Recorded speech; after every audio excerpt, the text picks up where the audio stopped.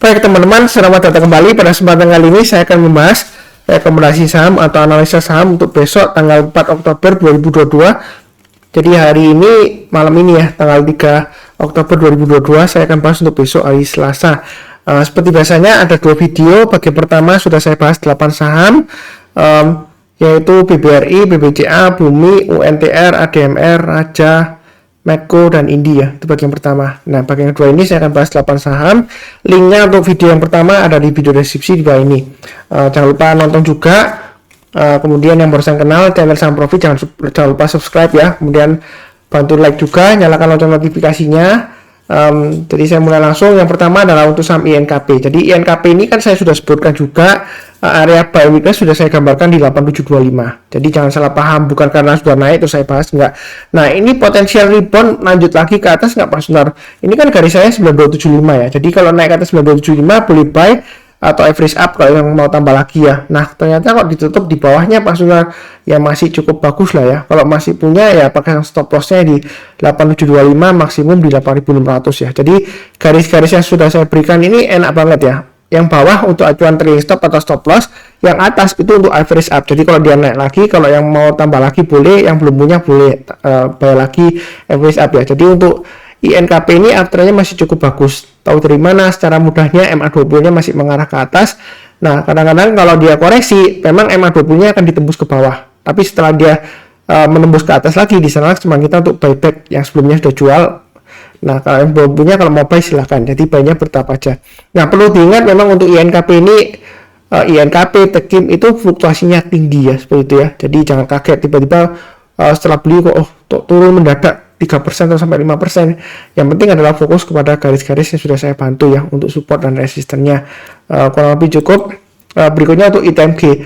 Nah, area supportnya untuk ITMG sudah saya berikan 41275. Ada yang bilang, saya ada nonton beberapa YouTuber ya, salah satu influencer juga yang mengatakan katanya sih euforia saham-saham energi sudah selesai seperti itu ya. Tapi menurut saya sih masih cukup menarik ya. Jadi saya di sini fokusnya ke support resistennya. Jadi ini sudah saya sebutkan area buy on weakness-nya. Ketika dia turun di bawah 41275, ini garis saya. Kalau dia berhasil rebound ditutup di atasnya, kita boleh mulai buy. Jadi kalau naik lagi kita tambah lagi atau average up. Kenapa belinya nggak langsung banyak? Karena dia masih di bawahnya MA20-nya, walaupun MA20-nya masih cenderung bagus ya. Jadi kita belinya bertahap aja. Boleh tambah lagi setiap kelipatan 100 rupiah, kalau terlalu dekat ya setiap kelipatan 500 rupiah kita buy up ya. Average up, naik ke atas 43.000, tambah lagi. Target price berikutnya di 45.000. Nah, kalau dia berhasil breakout ke atas 45.000, apakah masih bisa naik lagi? Bisa ya, yaitu 47.000 dan 49.000. Nah, apalagi nanti sentimen pembagian dividen final ya. Jadi dividennya dia dibagi dua kali ya. Dividen interim sudah dibagikan, nah ini dividen final akan dibagikan Oktober, biasanya seperti itu ya. Jadi masih cukup menarik. Tapi saya nggak tahu ya yieldnya berapa yang kedua ini ya final ya. Tapi yang penting adalah fokus yang di garis-garis yang sudah saya berikan ya. Jadi kalau selama di atasnya 41275 ya masih bagus. Pasang aja stop lossnya pakai acuan low-nya hari Jumat tanggal 30 September yaitu 48.25. Kalau dia turun di bawahnya itu mungkin jual dulu sebagian. Kalau dia turun lagi 500 rupiah di bawahnya itu ya kita boleh jual dulu semuanya ya, seperti itu ya. Kurang lebih cukup. Oke, berikutnya untuk Aisyah. Nah, Aisyah sudah saya gambarkan ya, seperti itu ya, sudah saya bahas juga. Memang ini resikonya tinggi ya. Kalau nggak berani resiko tinggi, skip aja ya, seperti itu ya. Bukan berarti saya kasih sesuatu yang berbahaya, enggak ya. Ini kalau dari volumenya sih masih cukup ramai. Jadi ini target price-nya 180 sudah saya sampaikan kan. Jadi sebelumnya saya sudah bahas ya. Ekor panjang ke atas, kita jangan terlalu takut. Bukan berarti dia pasti reversal pembalik arah lagi ke bawah, enggak ya. Jadi ini 163 sudah saya gambarkan. Selama dia masih di atasnya ya kita masih oke aja. Naik ke atas 168 tambah lagi, naik ke atas 180 tambah lagi ya, seperti itu ya, average up. Nah, di sini yang belum punya kalau mau buy bagaimana Pak Sunar? Boleh buy nggak? Boleh aja kalau mau buy, tapi buy-nya bertahap aja ya. Jadi kalau dia naik lagi ke atas 189 tambah lagi, berikutnya target price-nya di 200 dan 212. Nah, misalnya kalau dia koreksi, kira-kira kita pasang trailing stopnya atau stop lossnya di mana? Kita coba yang lihat sebelah kiri ya. Mungkin kalau 168 terlalu jauh ya, 180 mungkin terlalu dekat ya. Jadi kalau mau pasang trailing stopnya atau terus stop lossnya di tengah-tengah ya, saya kasih di 172 ya. Intinya selama dia masih bertahan di atasnya 172 untuk Aisyah dia masih cukup bagus. Tapi jangan lupa ini fluktuasinya tinggi. Kalau misalnya nggak berani, lebih baik skip ya. Nanti daripada kecewa kemudian nyalakan Pak Sunar ya, seperti itu ya. Kurang lebih sih seperti itu, cukup ya. Oke, berikutnya untuk EMTK, Pak Sunar ini kan kalau kita perhatikan masih downtrend. Kenapa dibahas ya? Memang ini masih strong downtrend ya. Kita kalau mau buy, saran saya tunggu aja kalau dia sudah berhasil naik. Paling cepat sih sebelumnya saya sarankan di 1865 ya di sini ya. Kalau dia naik kita barusan buy. Jadi yang ikutin saya ini dari jejak sebelumnya ya. Coretannya belum saya hapus. Kalau naik ke atas 1865 kita buy. Nah ini resistennya 1975 sudah saya gambarkan juga. Kemudian dia gagal, dia turun. Tapi dia kalau breakout lagi kita buyback ya, seperti itu ya. Jadi dinamika trading itu kunci sukses di saham, sabar, fokus, dan disiplin. Disiplin dalam arti bukan hanya cut loss saja, tapi kalau dia sudah berhasil naik lagi, breakout ke atas lagi ya kita buyback ya, seperti itu. Nah ini masih belum aman ya. Kenapa? Karena sebelumnya ini candle hijau ya. Walaupun kalau kita perhatikan ini volumenya naik ya, breakout ya sebelumnya ya. Walaupun ini MA5 nya masih kecil ya. Ini candlenya hijau hari ini. Apakah aman Pak Sunar? Belum tentu ya. Jadi kalau mau aman 1865, atau kalau mau curi start istilahnya paling cepat ya 1725 lah, ini di bawah ya. Naik ke atas 1725 kita berusaha mulai buy atau pakai acuan swing low di sini, ini di 1700 ya, swing low-nya tanggal 16 September, atau pakai acuan 1725 garis saya sebelumnya. Ya terserah sih. Mau buy sekarang saya nggak ngelarang juga, tapi ini masih resiko downtrend masih kuat ya. Walaupun tertahan di 1475, jadi pasang aja stop lossnya pakai acuan low-nya hari Jumat 1510 ya kalau sudah punya ya. Kurang lebih cukup.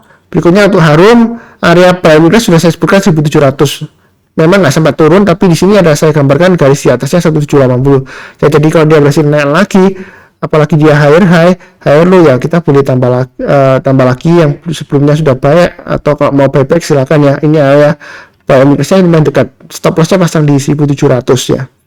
Nah ini kalau dia naik lagi ke atasnya high-nya hari ini 1820, kita boleh buy yang belum punya, atau mau tambah lagi average up silakan. Breakout ke atas MA20 nya 1850 atau 1860 ya di sini ya. Kita 1855 ya di sini acuan high-nya. Jadi naik ke atas 1855 kita tambah lagi atau average up, target price berikutnya di 1975 dan 2090. Sebelumnya memang gagal ke 2090, tapi kurang lebih tercapai lah ya di tengah-tengahnya ya 2050. Ini masih cukup menarik untuk Harum, jadi buy-nya sih bertahap aja. Ini sudah pernah ditanya juga, jawaban saya tetap sama ya, selama dia masih berada di atasnya 1700 masih cukup bagus ya, seperti itu ya. Saran saya ya, kalau misalnya Anda mau sukses di saham ya, baik Anda trading maupun investasi, kalau misalnya Anda ngikutin saya, itu jangan lupa mencatat ya, support resistennya di mana, garis-garisnya di mana, Anda catat. Jadi jangan tanya terus ke Pak Sunar. Ya saya juga pusing juga ya, ditanya banyak orang, bukannya saya nggak mau jawab, tapi biasakan itu disiplin ya, seperti itu ya. Jadi kita harus istilahnya nggak bisa mengandalkan semuanya ke Pak Sunar, setiap kali tanya terus gitu ya. Ini kan support resistennya sudah digambarkan ya. Ya Anda tinggal catat aja atau pasang automatic order langsung ya. Jadi kalau dia turun ya jual dulu sebagian, turun lagi jual dulu semuanya. Ini kan sudah saya gambarkan, jadi lumayan enak sih ya, seperti itu ya. Istilahnya simple ya, praktikal ya, kurang lebih cukup. Oke, berikutnya untuk BHIT. Ini sudah saya bahas di analisa saham mingguan. Jadi 66 ke atas boleh buy, 69 ke atas boleh buy. Jadi memang fluktuasinya tinggi. Saya nggak tahu ada berita apa ya, saya nggak ngikutin beritanya. Tapi di sini saya hanya bantu support resistennya, garis-garisnya naik ke atas 69 boleh buy. Yang belum punya boleh buy, nggak boleh ya. Tapi kalau Anda nggak berani resiko, lebih baik jangan ya, daripada nanti nyangkut. Nah ini memang masih di bawahnya MA20 nya masih mengarah ke bawah, masih belum benar-benar aman, belum ya. Jadi baiknya bertahap aja. Kalau dia naik lagi ke atas high-nya di sini 71, mau tambah lagi atau average up silakan ya. Target price berikutnya dia akan menuju 76, 81 dan 85 ya, kurang lebih seperti itu untuk BHIT ya. Mudah-mudahan dia lancar, cukup ya. Oke, berikutnya untuk EMTK. Nah bagaimana EMTK? Sebentar, EMTK tadi sudah ya, sebentar.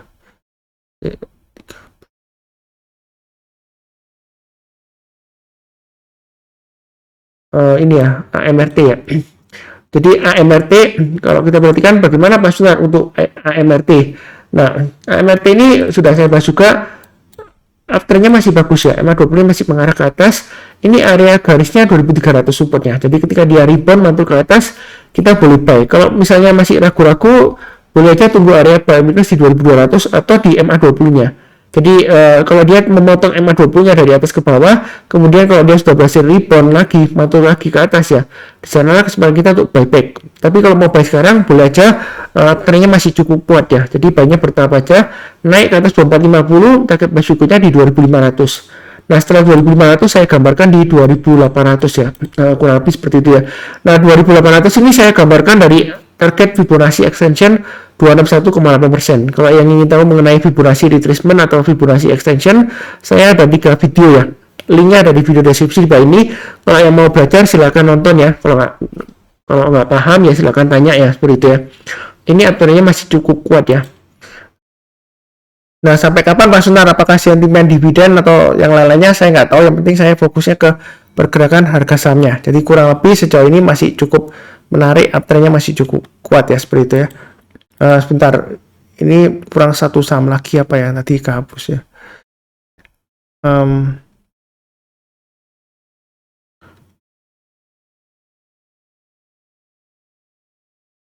Ya itu sebentar ya. Oh, Tekim ya. Nah, ini satu lagi Tekim. Jadi saya paskan 8 saham kali 2 saham ya. 8 kali 2. Jadi INKP tadi sudah saya bahas. Jadi kalau Anda beli INKP jangan beli Tekim. Ya terserah sih Anda mau yang mana, tapi kalau dipilih salah satu ya saya sarankan ini NKP aja. Tapi saya bahas Tekim juga karena ada yang tanya Tekim kalau salah hari Kamis ya, seperti itu ya, Kamis siang itu ada yang saya message ke saya Kamis minggu lalu ya. Jadi kalau kita perhatikan di sini untuk Tekim ini masih cukup menarik, konsolidasinya sekitar 7275 itu supportnya, resisten dekatnya 7625. Ya hari ini sempat breakout ke atas, kemudian dia pullback ekor panjang ke atas dan ke bawah. Memang saya sudah sebutkan ya, INKP Tekim itu fluktuasinya tinggi, suka membentuk ekor panjang ke atas atau ke bawah. Jadi mungkin yang money manajemennya stop lossnya agak jauh atau kita belinya bertahap aja kalau dia reboundnya. Jadi ini mantul ke atas kita boleh buy sekarang boleh nggak Mas Nar? Memang di tengah-tengahnya ya antara 7275 dan 7625. Jadi banyak bertahap aja. Kalau dia naik lagi kita tambah lagi atau average up. Target berikutnya di 7925 dan 8100. Ya mungkin ada yang tanya, Mas Sunar ini kan ekor panjang, ekor semua ini yang di atasnya ini ekor semua. Nah kalau dia breakout lagi ke atas 7625 kok ditambah lagi gitu ya, apa nanti nggak nyangkut itu pullback lagi ya, kita jangan terlalu kaku. Kalau sebelumnya dia banyak ekor ke atas nembus ya kalau kali ini kalau Anda mau trading nembus ke atas ya Anda tambah lagi karena uptrendnya masih bagus ya. Kalau nggak berani ya nggak perlu tambah ya nggak apa-apa ya, seperti itu ya. Tapi saran saya kalau dia breakout lagi mau tambah lagi silakan karena uptrendnya sampai masih bagus. Karena kalau kita perhatikan di sini ya untuk monthly-nya ya kan ini masih berjuang untuk breakout. Nah, jadi kalau dia naik lagi, semakin naik ke atas, itu dia masih bisa aja ke sampai 17 ribuan bisa ya, seperti itu ya. Jadi, kalau kita perhatikan ya, ini dari 2020 sebelumnya ya, dia kan di bawahnya ini sekitar 3750-an ya, seperti itu ya. Dia pernah diturunkan sampai 3750. Kemudian dia diangkat, dia dinaikkan tinggi banget ya, sampai 17.000 ya, seperti itu ya. Jadi ciri khasnya INKP Tekim itu kalau turunnya dalam berhari-hari, berminggu-minggu dan berbulan-bulan. Tapi kalau dia naik itu naiknya tinggi, bisa berhari-hari, berminggu-minggu dan berbulan-bulan. Ciri khasnya kedua saham itu seperti itu. Karena sebelumnya ya kan itu ada yang pernah saya share sedikit ya, ada salah satu member yang mengikuti saya, dia nyangkut di INKP ya, seperti itu. Nyangkutnya itu lumayan banyak. Dia hampir all in ya, seperti itu ya, miliaran ya, seperti itu ya. Ya saya sudah bantu dia waktu turun ya, supportnya saya sudah kasihkan. Saya bilang kalau turun lagi ya jual dulu, kemudian turun lagi kasih support berikutnya lagi, jual dulu semuanya. Ya memang benar, kemudian dia turunnya makin dalam kalau dia nggak ngikutin saya. Nah ketika dia sudah mulai dari bawah mulai naik, itu sudah saya sarankan untuk buyback. Boleh kalau misalnya masih mau di saham INKP ya, tapi kalau misalnya sudah dalam tanda petik kapok ya tinggalkan aja ya, seperti itu ya. Tapi nggak tahu kelanjutannya gimana. Yang penting saya sudah kasih saran. Memang itu ciri khasnya ya, kalau dia naiknya tinggi, bisa lama berhari-hari, berminggu-minggu dan berbulan-bulan ya. Jadi jangan takut ketinggian. Anda beli di mana aja, entah itu di bawah, di tengah-tengah atau di atas. Setelah Anda beli tiba-tiba balik arah ke bawah bisa saja ya, seperti itu ya. Jadi jangan terlalu takut ketinggian. Yang penting kita lihat trennya masih cukup bagus atau tidak. Kemudian support resistennya terdekatnya di mana. Ya kita atur aja manajemennya. Kalau misalnya dia turun ya kita jual dulu. Kalau misalnya dia nanti berbalik arah lagi ya kita buyback. Kalau trennya masih cukup bagus ya. Itulah dinamika trading ya, seperti itu ya. Nah, mungkin ada sebelumnya ada bilang, Pak Sunar kalau sering buy sell nanti rugi, kena fee-nya gitu ya, untung sekuritasnya. Ya, ada sih yang ngasih komentar seperti itu ya, tapi kita jangan terlalu iri sekuritas untung ya, seperti itu ya. Untungnya sekuritas tuh sedikit, kalau dari fee beli 0,15, dia yang masuk ke sekuritas itu 0,1. Terus ada sekuritas yang kasih fee 0,1, itu dia untungnya less than 0,1% ya, seperti itu ya. Ya, kalau kita cut loss itu kan menyelamatkan kita. Menyelamatkan dari apa? Ya, kerugian lebih mendalam kalau harganya masih turun lagi. Ya, seperti itu ya. Jangan berpikiran kenaan sekuritasnya nanti Pak Sunar untung terus, sudah buy sell. Ya, tradingnya seperti itu. Kalau nggak mau seperti itu ya mungkin investasi ya, jangka panjang atau menengah seperti itu ya. Stop lossnya agak jauh, mungkin 10% atau 20% ya. Ada yang invest itu dia berani stop lossnya sampai 40% ya, ada aja seperti itu ya, tergantung dia masih percaya nggak sama fundamentalnya seperti itu ya. Oh ya, saya hanya menambahkan aja, terakhir itu kan ada salah satu sekuritas dia ngundang salah satu pakar dari MI ya, yang punya dana kelolaan.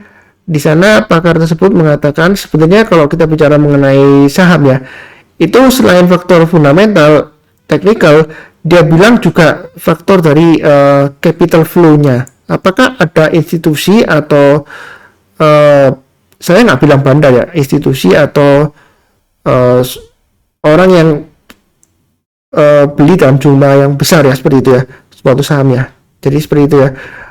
Itu juga searah dengan Ken Slim ya. I-nya itu kan institusi ya, seperti itu ya. Jadi kalau yang Anda sudah baca Ken Slim ya, KANSLIM, itu I-nya kan institusi. Kadang-kadang kalau ada institusi masuk, walaupun fundamentalnya mungkin jelek ya, harganya biasanya masih terjaga ya, seperti itu ya. Apalagi kalau besar, tapi nggak tentu juga ya, karena ada institusi yang beli satu saham itu rugi besar, ada ya, seperti itu ya. Saya nggak mau sebutkan karena di zaman sekarang itu susah ya, UU ITE ya. Jadi kalau salah ngomong nanti sebutkan nama, kena tuntut lagi ya, seperti itu ya. Ya kurang lebih seperti itulah ya. Seperti biasanya, saya doakan selalu semuanya selalu sehat, damai dan sejahtera selalu. Amin. Kemudian jangan lupa yang barusan kenal jangan lupa subscribe, bantu like juga, nyalakan lonceng notifikasinya. Tetap semangat ya, seperti itu ya. Terima kasih banyak. Jangan lupa cek bagian pertama ya. Kurang lebih sekian, terima kasih.